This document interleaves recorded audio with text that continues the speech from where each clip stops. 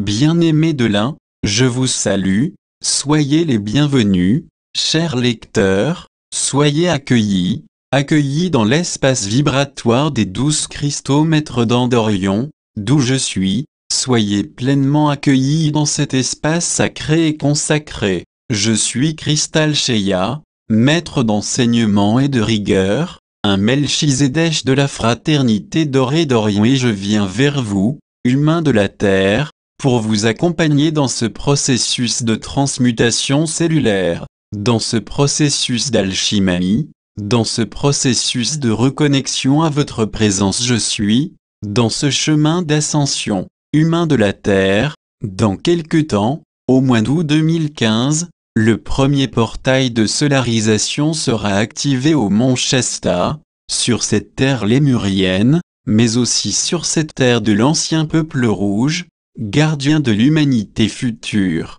Depuis le mois d'avril, nous avons travaillé ensemble à la fois sur des libérations de l'ancien masculin avec le groupe d'hommes ayant suivi le séminaire sur le masculin sacré et libéré aussi un certain nombre de schémas, de douleurs, de souffrances, dans le corps matriciel des femmes au mois de mai à travers le séminaire sur le féminin sacré avec toutes les femmes qui étaient en présence. Ce qu'il ressort aujourd'hui de ces guérisons, c'est que le nouveau masculin et le nouveau féminin sont sur le point de naître renouvelés, naître dans un état de conscience purifié, à savoir que le masculin trop longtemps éduqué par les forces involutives, ce masculin qui n'écoutait pas et ce féminin qui était obligé de se taire, et bien aujourd'hui, l'homme nouveau est celui qui ne séparera plus le devoir et l'amour, et celui qui sera capable de recevoir l'infinitude que lui offre une femme sacrée. Cette infinitude révèle le paradis, la connaissance, car Ève est gardienne de connaissance, elle est la compréhension, l'assimilation des lois de vie. Et lorsque le masculin se laisse guider par sa Shakti, eh bien, il découvre un monde où le sentiment de haine, de jalousie, où la comparaison, la compétition n'existe pas. Il découvre un monde d'harmonie, de beauté, de compréhension, un monde de coopération. Il y a l'abondance, il y a le respect de chaque règne qui compose le vivant, il y a la santé, l'harmonie entre les différents éléments, il y a tout simplement des mondes qui vivent en cohésion. Le nouveau masculin reçoit le souffle sacré de la mère divine qui lui donne l'immortalité cellulaire, qui lui donne l'état d'éveillé. Cet état d'éveillé lui dit simplement qu'il a une responsabilité. Cette responsabilité consiste à recevoir la connaissance,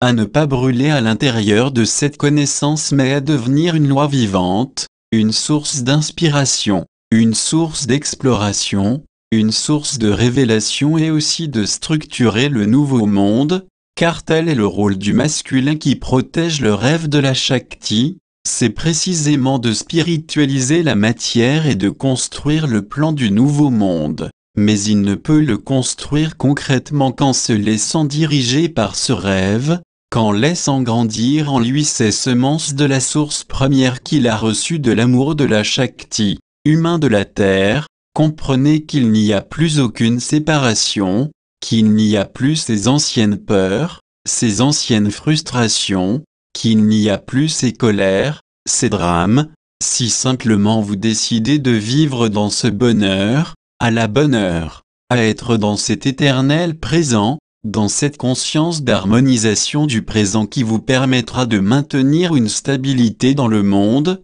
car s'il y a un mandat fondamental qui concerne les humanités dans leur ensemble, c'est précisément qu'elles existent pour maintenir la stabilité des mondes. Vous êtes incarné, c'est une grâce infinie, car aujourd'hui vous avez la possibilité d'aller vers l'immortalité cellulaire. Vous avez la possibilité d'élargir votre champ de conscience jusqu'à rejoindre le champ de conscience de vos aînés, vos frères et sœurs des étoiles. Humains de la Terre, ne vous laissez plus disperser, anéantir par les éléments que vous observez ou que l'on veut vous faire voir dans l'ancienne matrice, car tout cela est pure illusion. Il n'y a qu'une réalité, celle que vous allez créer et elle prendra vie si vos intentions sont pures, remplies d'espoir, si vous développez en vous le courage, la force, la bienveillance, l'humilité. Bientôt vous deviendrez instrument de paix,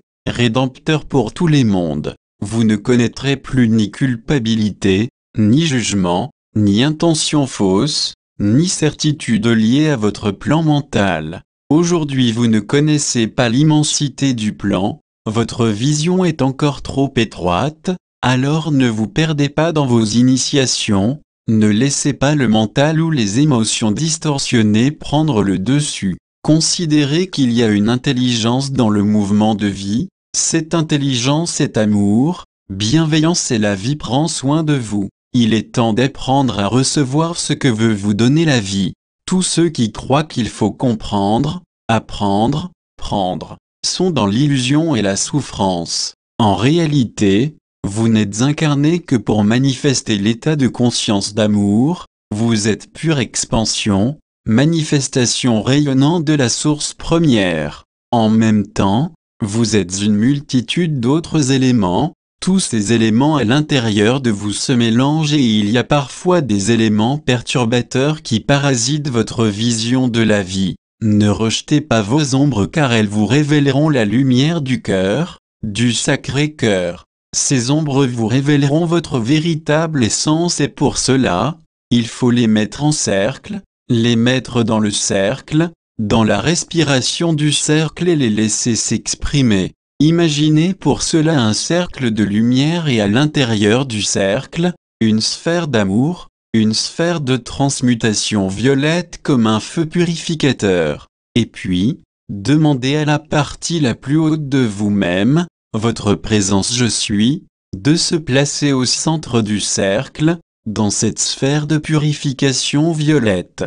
Puis demandez aussi à toutes les parties de vous qui sont en souffrance, qui sont en contradiction, qui sont en révolte, ces parties de vous qui croient encore à ce qui est éphémère, ces parties de vous qui ont des certitudes, ces parties qui sont encore dans le libre arbitre plutôt que dans le libre choix, demandez à toutes ces parties de se placer à la périphérie du cercle et laissez-les s'exprimer une à une, laissez-les vous rêver à queue, prenez leurs mots, laissez-les exprimer leurs souffrances. Et puis, ramenez toutes ces blessures, toutes ces incompréhensions au centre du cercle et demandez à la divine présence je suis qui rayonne cette sphère de lumière violette, de transmuter en amour, en compréhension, toutes ces parts involutives de votre être, demandez l'ouverture du cœur, du Sacré-Cœur et remerciez. Soyez dans cette conscience de gratitude,